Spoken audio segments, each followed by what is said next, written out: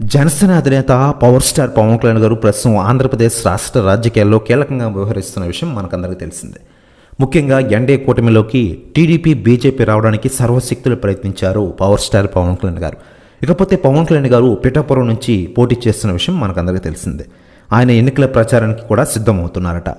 ఆంధ్రప్రదేశ్లో మే 13 అసెంబ్లీ లోక్సభ స్థానాలకు ఎన్నికలు జరుగుతున్న విషయం మనకందరికీ తెలిసిందే. ఈ క్రమంలో ప్రధాన పార్టీలన్నీ కూడా తమ ప్రతివ్యూహాలకు రచిస్తున్న విషయం తెలిసిందే. తెలుగుదేశం అధినేత చంద్రబాబు గారు కుప్పం నుంచి ఎన్నికల ప్రచారానికి శ్రీకారం చుట్టారు. మరోవైపు అధికార పార్టీ వైసీపీ కూడా ఈ రోజు నుంచి జగన్తో బస్సు యాత్ర చేపట్టనుంది. ఈ క్రమంలో జనసేన పార్టీ కూడా ఎన్నికల ప్రచారానికి అంతా రెడీ చేసుకుంది. జనసేనని పవన్ కళ్యాణ్ ఎన్నికల ప్రచారానికి ముహూర్తం ఖరారైంది.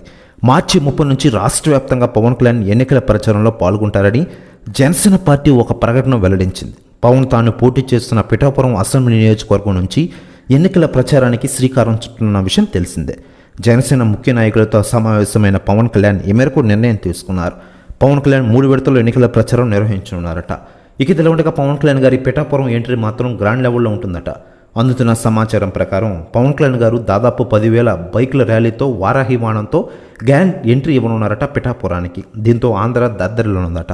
ప్రెస్ న్యూస్ కూడా తెగ వైరల్ అవుతోంది ఆంధ్రప్రదేశ్ రాష్ట్ర రాజకీయాల్లో.